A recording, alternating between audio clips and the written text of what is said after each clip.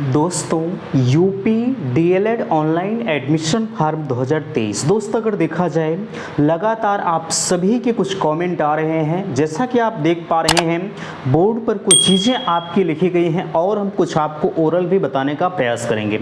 आप सभी को पता है कल आपके डीएलएड ऑनलाइन आवेदन की अंतिम तिथि है, लेकिन अगर देखा जाए आवेदन की अंतिम तिथि तो आ गई।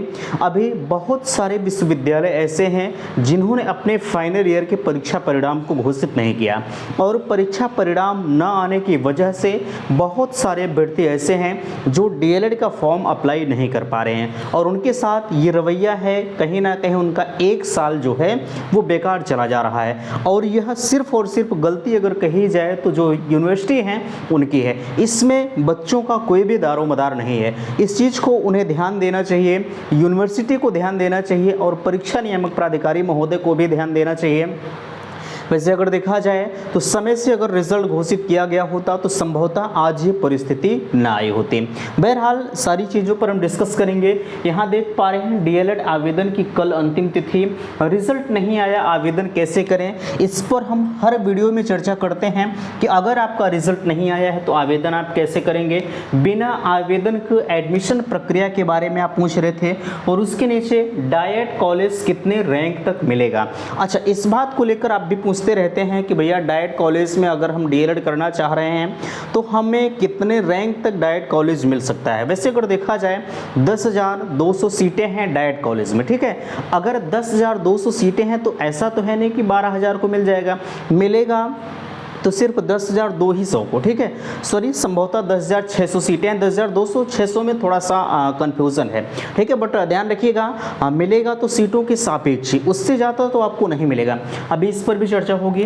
काउंसलिंग के लिए आवश्यक डॉक्यूमेंट्स आपकी क्या होंगे और यहाँ देख पा रहे हैं कुछ महत्वपूर्ण जानकारी और भी इस वीडियो में हम प्रोवाइड करेंगे। रैंक के बारे में आप पूछ रहे थे कि रैंक कार्ड हम लोगों को कब आएगा, और उससे पहले मैं बताना चाहूँगा संपर्क माध्यम यहाँ दिया जा रहा है 9452331053। अगर आपको किसी भी प्रकार की समस्या होती है डीएलएड के संदर्भ में तो बिल्कुल आप सभी से मैं निवेदन करूंगा कि जो है व्हाट्सएप ग्रुप बना हुआ है, लिंक आपके डिस्क्रिप्शन बॉक्स में दिया गया है, वहां से जाकर आप व्हाट्सएप ग्रुप को ज्वाइन करिए। अच्छा, ग्रुप के संदर्भ में आपको कहना चाहूँगा कि कुछ उसमें से अराजकता जैसे होता नहीं है कि कुछ उसमें से फालतू लोग जुड़ गए हैं और अगर देखा जाए उन्हें अगर ग्रुप से बाहर निकाला जा रहा है तो वो तमाम तरह के ग्रुप को जो है नए नए ग्रुप को क्रिएट कर रहे हैं और उसमें मुझे भी ज्वाइन कर रहे हैं। वैसे अगर देखा जाए तो मुझे उस ग्रुप से कोई मतलब नहीं है, आप एक नहीं 1000 ग्रुप बना लीजिए, लेकिन हम अपने, खासकर मैं अपने ग्रुप की मैं बात करूं, अगर उसमें आप थोड़ी सी भी अराजकता फैलाते हैं तो मैं तुरंत आपको बाहर कर दूंगा,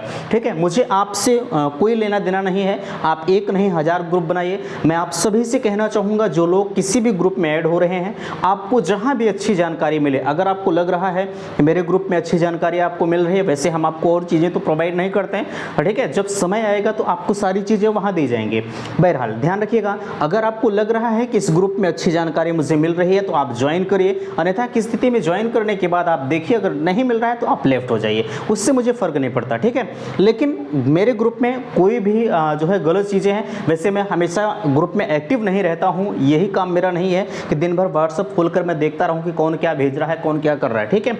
इतना मेरे पास वक्त नहीं है, लेकिन जब मैं खोलकर देखता हूं अगर मुझे लगता है कि इनके द्वारा ये चीज़ें फैलाई जा रही हैं तो मैं उन्हें तुरंत रिमूव कर देता हूं, ठीक है। अब आप मुझसे चाहे खुश रहें चाहे जो है नाराज रहें, ये मुझे फ़र्क नहीं पड़ता। लेकिन मैंने आपसे जो कहा, ग्रुप अगर ज्वाइन करना चाहते हैं तो ज्वाइन करिए, अगर आपको लग रहा है कि मुझे अच्छी जानकारी यहाँ से प्रोवाइड हो रही है, ठीक है। बहरहाल इन सारी चीज़ों को छोड़िए, आपके लिए जो महत्वपूर्ण चीज़ें हैं उस पर आइए।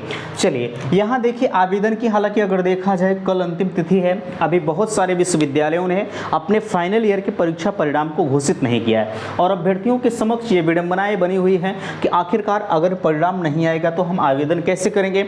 देखिए मैंने आपको कल की वीडियो में इन्फॉर्म किया हुआ था कि गेस करके मार्किंग करने का, वैसे भी आप कह रहे थे कि क्या आवेदन की डेट बढ़ेगी। देखा जाए तो पिछला कई रिकॉर्ड अगर देखा जाए तो 2 से जो है लगभग 2 बार तो आपकी डेट बढ़ी है, ठीक है।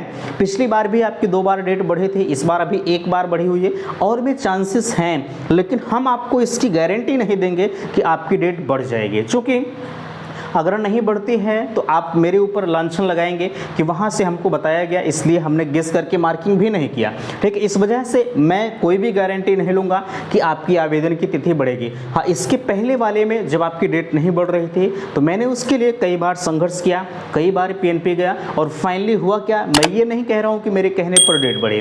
ठीक है, हाँ, लगातार आपके लिए हम नहीं और भी लोग उसके आगे आए। ठीक है, और फाइनली हुआ क्या कि आपकी डेट कल तक बढ़ गई। ठीक है, कल तक बढ़ गई और बहुत सारे लोगों ने जो आवेदन नहीं कर पाए थे वो आवेदन भी किए और उम्मीद करते हैं कि आप सभी उस चीज़ से संतुष्ट भी रहें। अब आप फिर कह रहे हैं कि भैया क्या डेट बढ़ेगी, तो डेट बढ़ने के संदर्भ में हम जो है 50% भी आपको नहीं कहेंगे कि डेट बढ़ सकती है। दारोमदार हम छोड़ते हैं PNP के ऊपर। अगर उन्हें भरपूर मात्रा में आवेदन मिला होगा, आप पूछ रहे थे कि अभी तक कितने आवेदन हुए हैं, इसका कोई आंकड़ा किसी के पास नहीं है। जो लोग बता रहे हैं सिर्फ वो एक हवाई फायर कर रहे हैं। आंकड़ा परसों के बाद निकल कर आएगा, जब आपके परसों के बाद नहीं, 30 तारीख के बाद निकल कर आएगा, जब आपकी फीस जमा हो जाएगी, सारा प्रोसेस जब आपका बंद हो जाएगा तो उसी दिन आपका PNP के द्वारा आंकड़ा निकाला जाएगा कि हाँ इतने लोगों ने आज तक जो है आवेदन किया है। अगर आवेदन जो है इनके लिए भरपूर मात्रा में मिल जाएगा तो आवेदन की तिथि नहीं बढ़ेगी और अगर नहीं मिलेगा तो आवेदन की तिथि बढ़ सकती है। चांसेस कहे जा रहे हैं। ठीक है, चांस है, लेकिन मैं ये नहीं कहूँगा। अब यहाँ ध्यान रखिएगा, DLED आवेदन की तिथि जो है कल अंतिम है। रिजल्ट नहीं है, आवेदन कैसे करें? मैंने गेस करके मार्किंग का फार्मूला आपको बताया था। अगर आप इच्छुक हैं तो कर सकते हैं, मैं ज़बरदस्ती नहीं करूंगा क्योंकि आप वैसे भी बाहर हो चुके हैं और अगर गेस करके मार्किंग कर देते हैं तो खुदा ना खास्ता जो है लगभग 90% उम्मीद रहते हैं कि आपका एडमिशन हो जाएगा। ठीक है, इसलिए मैं बार बार आपसे कह रहा हूँ, आप अगर इंतज़ार कर सकते हैं तो भैया करिएगा, ये मत मुझे कहिएगा, बट मेरे ऊपर लांछन ये नहीं आना चाहिए कि आपने मुझे रोका था। अगर आप करना चाहें तो कर सकते हैं, अगर आप गेस करके मार्किंग भी करना चाहें तो कर सकते हैं। मैंने आपको फार्मूला बताया है कि आप गेस करके मार्किंग करिएगा इस तरह से, जितना आप फॉर्म में अप्लाई कर रहे हैं जब रिजल्ट आए तो उससे ज़्यादा आपका नंबर आना चाहिए। यानी अगर कहा जाए आप जो है अपने फॉर्म में 500 नंबर फिल किए हैं और जब आपका फाइनल ईयर का परीक्षा परिणाम आता है तो वह 500 से ज़्यादा आना चाहिए। ठीक है, यानी नंबर आपका कम रहेगा फॉर्म से तो आपका एडमिशन नहीं होगा, अगर ज़्यादा रहेगा तो एडमिशन होने के पूरे चांसेस रहते हैं। ठीक है, यही गेस करके मार्किंग करने का फार्मूला है। इस चीज़ को आप नोट कर लीजिएगा, आपके पास कल का वक्त है, अगर आप करना चाहें तो कर सकते हैं। कुछ लोग ये भी पूछ रहे थे कि हमारा रिजल्ट आ गया है, हमने गेस करके मार्किंग पहले कर दिया था, क्या एडमिशन में कोई समस्या नहीं होगी? देखिए, मैं आपसे कहना चाहूँगा, अगर आपका रिजल्ट आ गया है तो आप जो गेस करके मार्किंग की है उसे भूल करके आप नया आवेदन कर दीजिए। अगर हो रहा है तो, नहीं हो रहा है तो कोई बात नहीं। ठीक है, अगर आपका रिजल्ट आ गया है तो कर दीजिएगा, क्योंकि जो गेस करके मार्किंग की है उसमें थोड़ा सा संशय रहता है। बाकी अगर आप सही कर देते हैं तो संशय कोई भी नहीं रहता, ये 100% क्लियर हो जाता है कि आप एकदम आपका एडमिशन होगा। ठीक है, इस चीज़ को नोट करिएगा। चलिए, इतनी चीज़ें आपको समझ में आ गई। बिना आवेदन का मैंने आपसे बता दिया। डाइट कितने रैंक तक मिलता है? देखिए, मैंने आपसे अभी बताया कि 10,200 या 10,600, संभवतः 10,600 सीटें हैं। ठीक है, इतनी सीटें हैं तो आपको जो डाइट मिल सकता है वो कम से कम 15,000 रैंक तक आपको डाइट मिल सकता है। ये चांसेस रहते हैं, क्योंकि 15,000 में तो सब एडमिशन तो करवाएंगे नहीं। ठीक है, कुछ लोग जैसे हम मान कर चलते हैं कि आपका घर अगर आजमगढ़ में होगा और अगर प्रयागराज डाइट आपको मिल रहा है और अगर प्रिपरेशन के पर्पस से हैं तब तो आप कर लेंगे, नहीं तो आप कहेंगे यार प्रयागराज डाइट हमें मिल रहा है, हमारा घर आजमगढ़ है, तो वहाँ जाएंगे, रूम इत्यादि का खर्चा आएगा, कहीं जो प्राइवेट होगा उससे ज़्यादा यहाँ आपका पड़ जाएगा। तो आप कहेंगे कि हम क्यों ना अपने पास का ही कॉलेज या प्राइवेट कॉलेज को ले लें। ठीक है, ये तमाम चीज़ें होती हैं, इसलिए 15,000 रैंक तक अगर आपका आ जाता है, जब रैंक कार्ड आपका इशू होगा, 15,000 रैंक अगर आ जाती है तो उसमें पूरे के पूरे चांसेस होते हैं कि आपको डाइट कॉलेज मिल जाएगा। ठीक है, बाकी अदरवाइज़ 15,000 को तो नहीं मिलेगा। इसमें से कुछ लोग छोड़ देंगे, कुछ लोग जो है काउंसलिंग कराएंगे, काउंसलिंग के बाद छोड़ देंगे, कॉलेज से नहीं संतुष्ट होंगे, तमाम तरह की चीज़ें होती हैं, इसलिए हाईएस्ट 15,000 आपको बताया जा रहा है। ठीक है, चलिए, ये चीज़ें आप समझ गए होंगे। यहाँ काउंसलिंग के लिए आवश्यक डॉक्यूमेंट्स क्या होंगे? देखिए, मैंने आपसे सर्वप्रथम बताया था कि पहला आपका हाई स्कूल, इंटर और ग्रेजुएशन, ये तीनों आपके कंप्लीट होने चाहिए। थोड़ा सा अगर आपके पास नेट वाला भी है, जैसे ग्रेजुएशन कुछ लोगों का रिजल्ट जो आया होगा लेकिन अभी फाइनल मार्कशीट नहीं मिली होगी ओरिजिनल वाली। ठीक है, तो अगर आपके पास फोटो कॉपी भी होती है तब भी आपको चल जाएगा, कोई दिक्कत नहीं होगी। बट ध्यान रखिएगा कि कि आपको वो मार्कशीट देना होगा, एक निर्धारित समय वो बताएंगे कॉलेज वाले कि भैया आप लेके आइए, आप दे दीजिए, ठीक है। तो ये चीज़ें ध्यान रखिएगा। उसके बाद आपका आय, जाति, निवास हो गया, ये तीनों आपके पास नहीं है तब भी आपका एडमिशन नहीं रुकेगा, लेकिन आपको देना पड़ेगा। बट स्कॉलरशिप के लिए अगर आपने नहीं दिया है तो आप इन तीनों को अप्लाई कर दीजिए, आपको स्कॉलरशिप में काम आएगा। उसके बाद आपका आधार कार्ड हो गया। कुछ लोग जो चरित्र प्रमाण पत्र और मेडिकल सर्टिफिकेट के बारे में पूछ रहे थे, देखिए ये सारी चीज़ें आपके पास नहीं रहेंगी तब भी आपका एडमिशन नहीं रुकेगा, लेकिन बनवा लीजिए। और प्रोविजनल के बारे में आप पूछ रहे थे कि प्रोविजनल वगैरह क्या होता है, घबराइए मत, कोई दिक्कत नहीं होगी।